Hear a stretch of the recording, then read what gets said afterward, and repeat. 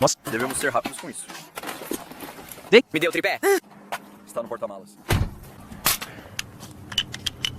Você quer que eu segure?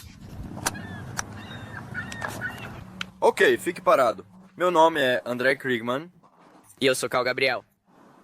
1, 2, 3, vai. Somos o exército de 2. Esta é a nossa escola secundária localizada na nossa cidade. É o nosso pior inimigo. É o nosso Nêmesis. Haverá uma série de missões seguidas por uma missão final enorme chamada Dia Zero. É isso. Terminamos agora, certo? Sim. Deus, eu odeio esse filme. Eu odeio isso. Esses são os melhores anos. Da sua vida, Greg. Dia Zero. Esse filme só surgiu no meu radar recentemente, o que surpreende, pois já pesquisei muito sobre o material original e achei que já teria encontrado antes. Talvez eu tenha visto antes e não lembre, mas duvido, porque desde que assisti, não saiu da minha cabeça. Esse é um dos filmes mais assustadores e perturbadores que vi em muito tempo. É um filme de metragens encontradas de 2003. Como você deve imaginar, Calvin e André, os dois adolescentes do início, planejam atacar a escola. O filme é claramente inspirado no massacre de Columbine de 1999 e, apesar de não ser uma representação direta, chega bem perto. Como você sabe, os assassinos de Columbine, Dylan Klebold e Eric Harris, deixaram gravações conhecidas como as Fitas do Porão. A maioria dessas fitas não foi divulgada ao público, mas existem transcrições completas que são muito fáceis de encontrar. A revista Time publicou uma matéria completa sobre as fitas no mesmo ano do ocorrido. O diretor Ben Kochu assistiu à cobertura do ataque no dia em que ocorreu e quis retratar a história de forma realista, sem exageros cinematográficos. E foi aí que tivemos isso. Filme de baixo orçamento mostra dois adolescentes planejando ataque à escola enquanto vivem suas vidas. Muitas dessas cenas parecem normais e até bobas às vezes, e é exatamente isso que torna esse projeto tão assustador. Sabemos o que está à espreita, mas tudo parece comum. E isso tornou os ataques de Columbine ainda mais perturbadores. Tudo isso acontecendo bem debaixo do nariz dessa pequena cidade. Quero falar sobre esse filme e mostrar um pouco para que veja como ele é perturbador. É o seguinte: após declararem-se na escola, vemos André exibindo para a câmera sua coleção de armas e bugigangas no armário. Ele exibe sorrindo para a câmera balas, identidades falsas, fogos de artifício e diversos outros itens. Depois, a dupla solta fogos de artifício, seguida por um breve monólogo de Calvin, que apenas afirma saber mais que o mundo sem dizer nada relevante. Tudo é planejado de modo tão metódico. Não vai ser só... Vai ser... inacreditável. Vai ser lindo. Vamos deixá-los para trás. Apenas uns empacados que eu e André deixamos para trás. E nós vamos embora. Veja, nós vemos mais do que você, não vemos?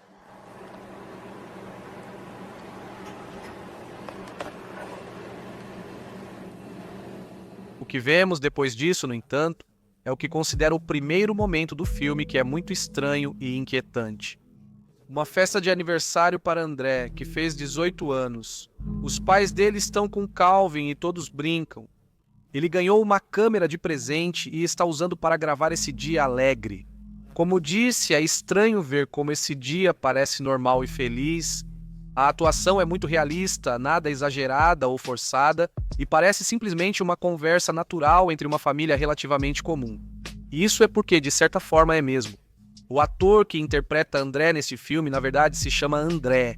E as pessoas que interpretam seus pais são realmente seus pais na vida real. Alguns nomes e lugares são inventados, mas muito é improvisado. Então, o motivo de parecer que dois pais estão tendo uma conversa normal com um filho é porque é exatamente isso que está acontecendo. Isso é uma das razões que torna o filme tão autêntico e real. Eu odeio isso. Sei quem vai te contar isso justo no seu aniversário de 18 anos, mas... só porque ele se safou de alguma coisa e é um cara mau, sabe? Às vezes você faz coisas boas e elas passam totalmente despercebidas também, então... Nossa, isso realmente levanta o astral. Quem precisa de Prozac com você por perto? Agora você entende com o que eu lido, né? Os melhores anos, Esses seriam os melhores anos da sua vida. Câmera, pegue. Se quiser voltar, tudo bem. Vamos sair daqui. Depois, eles vão a uma festa na casa do primo do André, mas nenhum parece se divertir. Então eles vão embora relativamente cedo. Em seguida, eles executam sua primeira missão, por assim dizer, quando pegam uma caixa de ovos velhos e jogam na casa de um colega de classe popular. É um ato de rebeldia relativamente mundano, mas isso não os impede de fugir do local de forma apressada. Eles ficam animados com o que fizeram e, de novo, parece uma noite comum na vida de dois adolescentes um pouco antissociais. O filme faz isso muito bem.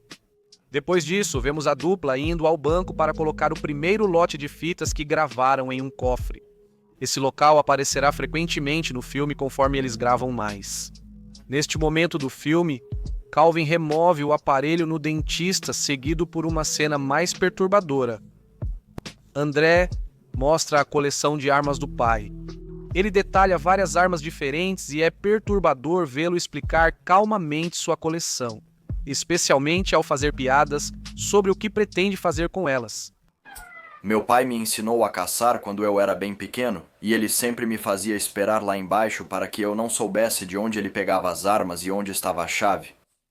Na verdade, eu sabia da chave desde a 5ª série, só fingia pra ele.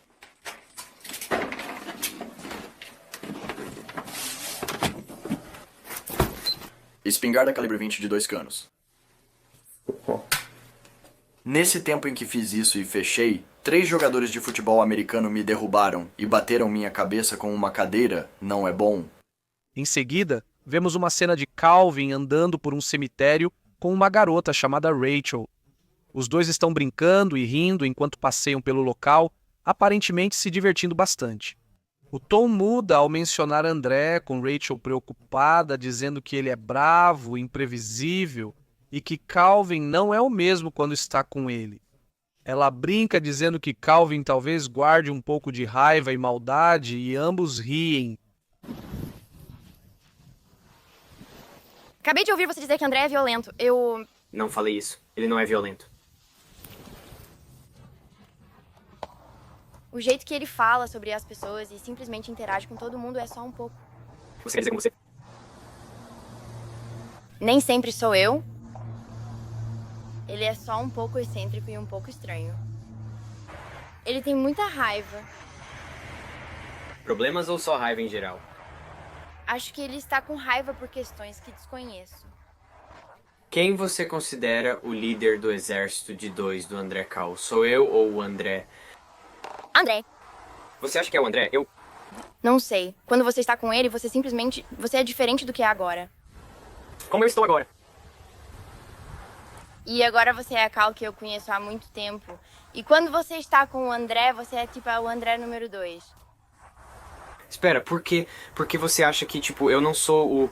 Ele não é o Cal número 2 e eu sou o Cal número 1? Como você sabe que ele não está copiando o meu estilo, hein? A menos que você tenha uma maldade oculta que nunca via. Eu guardo isso comigo, ninguém vê, escondo de todos. Então, esse é um bom momento para mencionar os papéis que tanto André quanto Calvin aparentemente estão desempenhando aqui. Esse trecho ele deve te dar uma boa dica, mas se você ainda não percebeu, é muito provável que Calvin seja baseado em Dylan Klebold e André seja baseado em Eric Harris. Depois que Columbine aconteceu, houve muita discussão sobre quem era o mentor por trás de tudo e quem pressionou quem a executar o ataque. O consenso geral era que Eric Harris era o realmente maligno, que manipulou Dylan Klebold para fazer isso com ele. Ele atirou mais no dia do ataque, tirou mais vidas e era visto como muito violento, enquanto Dylan Klebold era descrito como um adolescente tímido e educado, com relações e amizades parecidas com as do filme. A mídia também seguiu essa narrativa. O Guardian chamou Dylan de o assassino relutante, o que considero uma descrição generosa para quem matou 5 pessoas e atirou em várias outras. Mas quando as fitas do porão foram divulgadas, mostraram outra história. Dois assassinos metódicos planejaram o ataque nos mínimos detalhes. Escreveram diários semelhantes, achando-se deuses, e foram agressores ativos. Zero Day explora bem isso, mantendo-se fiel à história real. Eles apresentam Calvin como um adolescente descontraído quando não está com seu melhor amigo e apresentam André como um excluído com problemas de raiva, mas, quando estão juntos, eles são exatamente iguais. Eles podem discutir às vezes, mas são pessoas más que se uniram para cometer uma atrocidade, e o filme não ignora isso. É por isso que esse filme é tão impactante. É evidente que Ben Koch o pesquisou bem, e isso aparece o tempo todo no filme. Vamos disso para outro monólogo de Calvin. Este é um pouco mais focado do que o anterior. Ele começa dizendo que a dupla vai roubar armas do primo de André, Chris, antes do ataque. Ele então diz que, em vez de simplesmente tirar a própria vida, quer deixar algum tipo de marca antes de sair deste mundo. Ele encerra refletindo como é incrível que ele e Andre tenham conseguido se unir e realizar isso. Eu estive pensando e me ocorre que muitos provavelmente vão se perguntar, tipo, como alguém faria algo como Zero Day ou o que vamos fazer? Eu não vou sair de fininho. Eu não vou simplesmente desaparecer. Eu vou deixar minha marca e então será a minha hora. É quase uma chance em 1 milhão que dois caras como eu e André se encontrem, sabe? Mas, bom, acho que é só o azar dessa cidade mesmo. Não, é a sorte deles. É a sorte de vocês porque vão ser alguns dos poucos privilegiados que vão ter a oportunidade de receber o alerta que estamos trazendo para vocês. Vocês vão receber minha reunião nessa forma bem concentrada, densa, quase gelatinosa, derramada por todas as suas casas, e todo o resto vai ter que ver isso só no noticiário. Sei que todos vão dizer, eu tinha um primo que estudava lá. Não, bom pra você. Esse trecho é consideravelmente mais frio do que o primeiro monólogo e há algo mais perturbador nele. Com o ataque se aproximando, o raciocínio de Calvin se torna mais estranho e até maníaco. Isso aparece no filme e no diário de Dylan Klebold. Seus escritos começaram tranquilos, um pouco ousados, mas normais para um adolescente. Porém, no final, estavam totalmente confusos. Ele se declarou um deus, afirmou que essa era só sua forma humana e que ele e Eric planejavam, de certo modo, dar um presente. No filme, Calvin gradualmente mostra essa mentalidade. Isso pode sempre ter estado lá, mas conforme ele elabora mais seus planos, isso aparece de forma mais cínica e, na minha opinião, é um dos aspectos mais perturbadores do filme. Depois disso, vemos a dupla visitando a casa do primo de André, de quem eles pretendem roubar as armas. Nesse dia em particular, eles vão atirar na floresta, mas mencionam antes que pretendem dar uma olhada na casa dele, que é basicamente o que fazem depois de irem atirar. Eles enchem ele de perguntas sobre o armário onde ele guarda o arsenal e depois saem da casa. Após essa sequência, vemos cenas da família de Calvin fazendo churrasco na floresta. Logo depois, a dupla aparece sozinha no quarto de André, mostrando aos espectadores um site que criaram com dicas e conselhos para quem quiser repetir o ataque. Essas dicas não dizem muita coisa além de algumas afirmações óbvias, mas é perturbador vê-los dando conselhos para pessoas que talvez queiram fazer a mesma coisa. Parece que eles tentam criar um manual para esse tipo de ataque. Como sabemos agora, os ataques de Columbine infelizmente tiveram esse efeito, com dezenas de ataques imitadores nos anos 2000, e é muito provável que Dylan Klebold e Eric Harris quisessem exatamente que isso acontecesse. No mesmo sentido, Calvin e André esperam que Zero Day inspire outras pessoas a fazerem o que eles estão prestes a fazer. A partir daqui, temos outro monólogo de Calvin, que basicamente só diz que está pronto para que o dia zero aconteça. Depois, a dupla vai ao centro da cidade e, sem André saber, Calvin faz um poema falado. André não fica feliz com isso e quer ir embora, mas antes que isso aconteça, Calvin provoca algumas pessoas que também estão se apresentando e eles acabam se envolvendo em uma briga do lado de fora. André fica furioso com isso porque acredita que isso pode comprometer o plano. Ele grita no carro de raiva, mas Calvin não o leva tão a sério e começa a brincar logo depois disso. André entra na brincadeira e ambos se soltam mais. Perdoe-me por falar tão diretamente, senhor. Pare de falar como se estivesse no exército! E se eles contarem aos pais? Ganhei uma camisa do exército. Os pais perguntam: eles estudam na sua escola? Sim. Bem, vou ligar para o diretor e falar com ele agora mesmo. Eles ligam para o diretor, você é chamado na diretoria, você é mandado para o aconselhamento ou algo assim. Seus pais endurecem com você, ligam para os meus, que também passam a ser mais rígidos comigo. E agora? Para onde você quer ir? O que você quer fazer? Terminamos. Então terminamos aqui, terminamos. Que ok, ligue o carro, vá até a saída. Ok, pronto. Quero que feche os olhos. Ok, e dirija. Vai, você está... Só vai contar, me dizer pra onde ir. Isso, faça isso. Feche os olhos, feche bem, vá, mantenha fechados. Certo? Reto, reto. Estão fechados mesmo. Vamos, feche bem.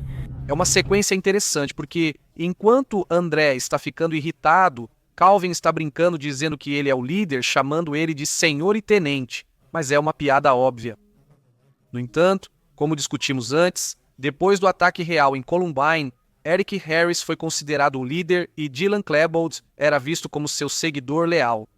É possível e bastante provável que Eric Harris tivesse características mais militantes, mas esse foi um plano criado mutuamente entre os dois.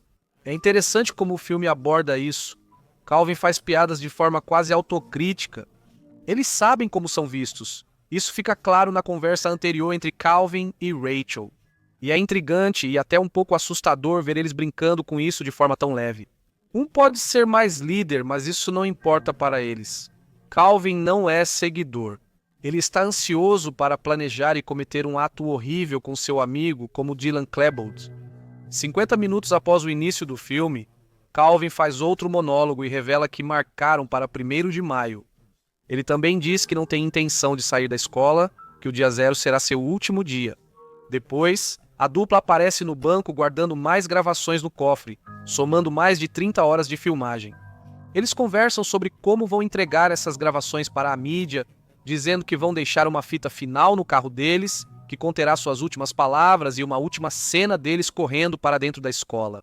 Do jeito que eu pensei, no dia antes de fazermos isso, a gente poderia, ou algum tempo antes de fazermos, a gente pode fazer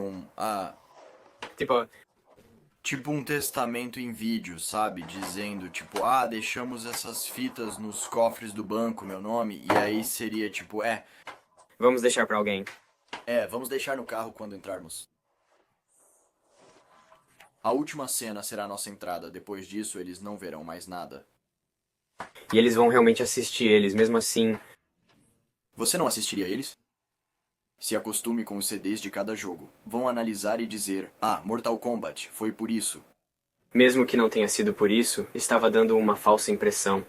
Mas é assim que pessoas burras são. Eles percebem que tudo o que tem será examinado, cada CD, filme e jogo já jogado. Por isso, decidem fazer uma fogueira e queimar quase todos os pertences. Enquanto fazem isso, eles aparentemente chegam à conclusão de que realmente precisam fazer isso agora. Para eles, esse é um ponto sem retorno. Eles conversam rapidamente sobre o baile de formatura e a sequência termina. Depois disso, vemos 2 cenas bem diferentes. A primeira mostra Calvin indo ao baile de formatura com Rachel e um grupo de amigas dela. E a segunda cena mostra o pai de André gravando ele em um trabalho em uma pizzaria na cidade deles. Essas coisas ocorrem na mesma noite, e apesar de serem bem diferentes, vemos várias semelhanças entre eles. Ambos parecem distantes, e é evidente que prefeririam estar juntos em vez de fazerem o que estão fazendo. Calvin está em uma limusine com várias pessoas, mas só conhece Rachel. A tensão é palpável e ele se sente e parece deslocado, pois novamente é real. Ben Cochel colocou o ator Calvin em uma limusine com adolescentes desconhecidos e deu-lhes um roteiro básico. No final, Calvin decide ser deixado na casa de André. Rachel não gosta, e após sua saída, o grupo comenta que não gostou muito dele por achá-lo estranho. Curioso como, mesmo sendo social e extrovertido, Calvin ainda parece um excluído e sempre acaba com André, independentemente da situação. Tudo parecia inevitável. Os dois eram inseparáveis, mudar isso era inútil. Uma pequena observação que acho que vale a pena mencionar é que Eric e Dylan realmente trabalharam em uma pizzaria e Dylan realmente foi ao baile de formatura dias antes do ataque. Mais um momento que mostra atenção aos detalhes. Agora começam as 3 últimas sequências gravadas pela dupla. A primeira é difícil de ver. São as últimas palavras da dupla para todos e para o mundo. Eles dizem que isso era inevitável, que seus pais não poderiam impedir e que só eles estavam envolvidos. Eles sempre nos lembram disso. Quando nossos pais acharem essas fitas... Quero dizer, o que eles vão pensar? Meu Deus, eu estava dormindo lá em cima enquanto eles estavam no porão gravando isso. A gente poderia ter sabido, a gente poderia ter impedido eles.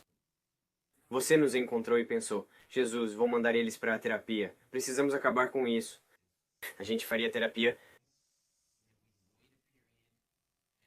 Simplesmente sairia e faria de qualquer jeito. Exatamente. Não existem motivos, e vocês todos vão procurar por eles, mas não vão encontrar. Você me fez ser quem eu sou. Por anos, fui atormentado por todos vocês, seus idiotas. Não se enganem, fomos insultados. Agora é hora do duelo. Seremos mais poderosos do que Deus. Nós vamos ser Deus, não tenha dúvida disso. E não desperdice essa oportunidade.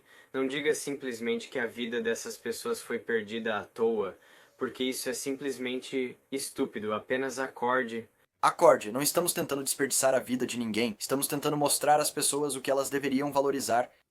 Esse sentimento também aparece nas fitas do porão. Dylan e Eric tentavam isentar famílias e amigos de culpa. Talvez não quisessem que recebessem crédito, mas provavelmente era para evitar que fossem assediados ou culpados depois. Em 15 de março de 1999, Eric Harris foi citado dizendo o seguinte: "Não prendam nenhum dos nossos amigos, nenhum dos nossos colegas de trabalho, nenhum dos nossos familiares. Não prendam ninguém, eles realmente não tinham ideia. É isso. Não resolveria nada prendê-los ou mesmo ir até a casa deles e conversar com eles. Isso seria ineficaz, para dizer o mínimo." Felipe Duran e Marco Mendes foram condenados a 4 anos e meio e 6 anos de prisão, respectivamente, por venderem armas de fogo para a dupla. Eles trabalhavam com os dois na pizzaria e mesmo que não soubessem que eles estavam planejando esse ataque, isso era irrelevante porque venderam armas para menores de idade e, posteriormente, foram acusados. Os pais, tanto de Dylan quanto de Eric, também foram intensamente examinados e seus amigos e conhecidos foram alvo de intensa cobertura da mídia e, em alguns casos, até investigados para garantir que não tinham envolvimento. Isso está ligado ao filme, onde a dupla tenta sempre afastar os outros da situação. Mas é claro, não é assim que isso funciona.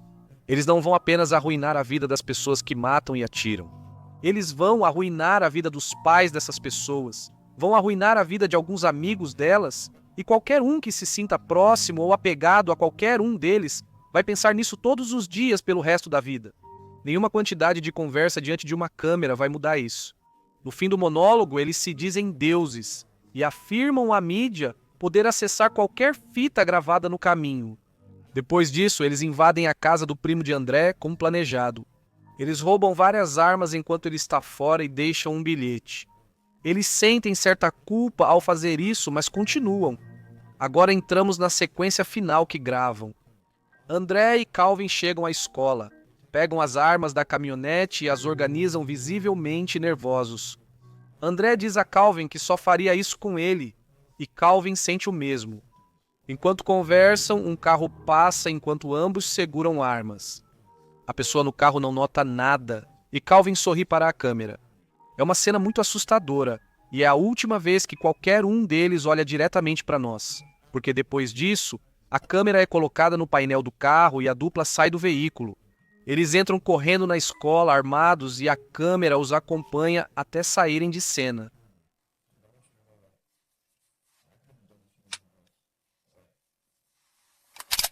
Não sei o que seria de mim sem nossa amizade.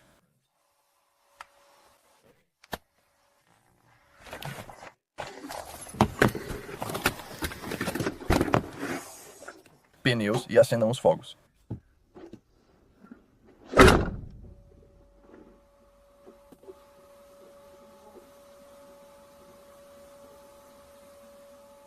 Essa poderia facilmente ter sido a última cena do filme, e Ben Costio realmente a desenhou para parecer a última cena.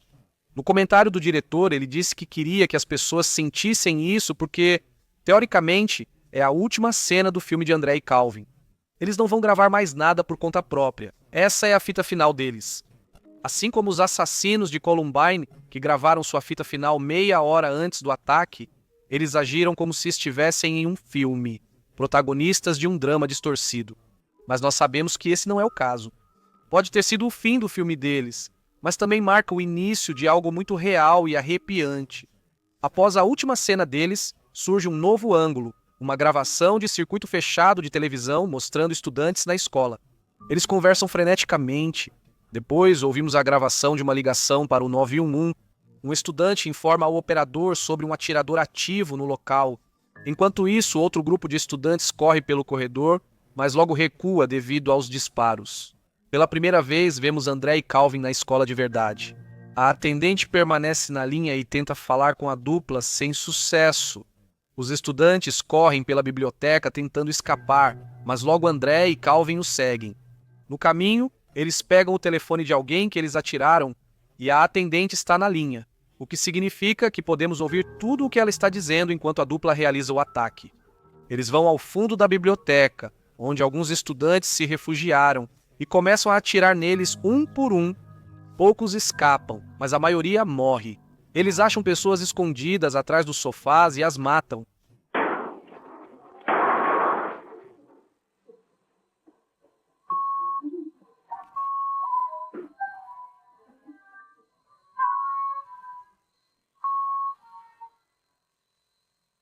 São minutos angustiantes e precisos, pois a maioria dos assassinatos do massacre de Columbine ocorreu na biblioteca.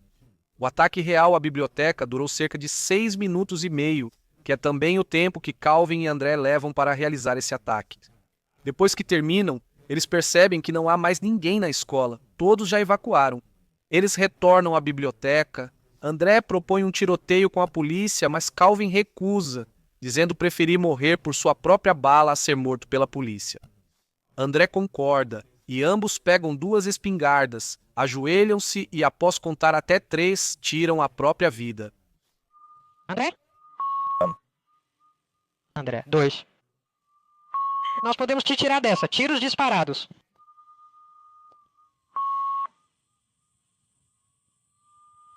Os autores podem estar abatidos.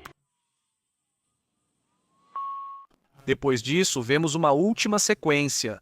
No meio da noite, um grupo de adolescentes passa de carro pela mesma área onde Calvin e André moravam. Eles param em um campo cheio de cruzes. Eles passam por algumas cruzes que têm os nomes das vítimas, e então vêm 2 cruzes com os nomes Calvin e André. Eles jogam gasolina nas cruzes e as queimam. A última cena que vemos é eles indo embora, com as 2 cruzes queimando ao longe. A fala final do filme é de um adolescente. Essas são as almas deles. Isso aconteceu novamente na vida real. Depois de Columbine, 15 cruzes foram colocadas do lado de fora da escola como uma homenagem. Eles escreveram os nomes de todos que morreram, incluindo Dylan e Eric. O pai de Daniel Horbo, uma das vítimas, removeu as cruzes dizendo que assassinos não merecem homenagem. Zero Day utiliza isso para encerrar o filme, e vê-las queimando com a declaração final tão marcante é, no geral, um desfecho muito eficaz para o projeto.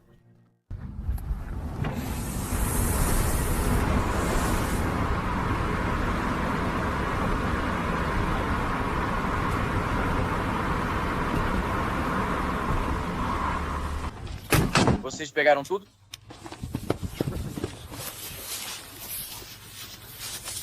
Qual é o primeiro? 1, 2, 3. Levante-os. Ok. Ah, sim. Legal. Ok, vai. Eu consegui. Eu não consigo Porra! ver isso. É? De certa forma, o dia zero veio e passou. Arrecadou $8.000 nas bilheteiras, sendo considerado um fracasso e por muito tempo ficou em um limbo. O caso Columbine nunca deixou de despertar interesse. As pessoas ainda analisam isso até hoje, e por causa disso, Zero Day sempre esteve presente nos bastidores desse caso. É amplamente considerado o melhor filme já feito sobre Columbine, mas pessoalmente acho que é o melhor filme já feito desse tipo, e pode acreditar, durante minha pesquisa, eu vi vários desse gênero. Existem muitos filmes que retratam um tiroteio dessa forma, e você pode praticamente garantir que qualquer coisa com 2 assassinos é diretamente inspirada em Columbine. Pegue o filme Elefante, por exemplo, do Gus Van Sant. 2003, este filme mostrou um tiroteio semelhante, mas destacou a reação dos alunos, professores e demais envolvidos. É um filme experimental interessante, mas tomou liberdades criativas um pouco exageradas, como a reação das crianças ao tiroteio, o envolvimento romântico entre os assassinos e um deles matar o outro. Grande parte disso veio de rumores infundados sobre Columbine e talvez tenha sido incluída no filme por razões artísticas, mas soa desrespeitoso diante da gravidade dos fatos reais. Teve orçamento de 3 milhões de dólares, 150 vezes maior que o de Zero Day, feito com cerca de 20 mil dólares. E ainda assim, Elephant nem chega perto de representar os acontecimentos reais da mesma forma que Zero Day faz. O que torna esse filme tão assustador é que, na maior parte do tempo, ele não é assustador. Parece tão normal, como 2 amigos passando o tempo juntos. Mesmo planejando o ataque, agem quase sempre como adolescentes. O filme quase faz você sentir que eles estão apenas querendo ser rebeldes, como se não fossem realmente levar isso adiante. Eles só querem parecer e se sentir legais. Afinal, são jovens com interesses românticos, família, vida social, hobbies, paixões e empregos. Mas será que tudo isso vale ser descartado pelo plano deles? Assim como Dylan e Eric, eles ignorarão alegremente suas vidas e as dos outros apenas para cometer essa atrocidade. Isso é o que os torna maus. Não eram monstros nas sombras. Eles eram monstros em sala de aula, jantavam com os pais e iam ao baile de formatura. Eles eram pessoas más fazendo coisas inocentes, e Zero Day mostra isso como nada que já vi. Às vezes, a realidade assusta mais que a ficção, e nenhum filme mostra isso melhor que Zero Day. Parabéns pra você. Parabéns pra você. Parabéns pra você, querido Calvin. Parabéns pra você, vai.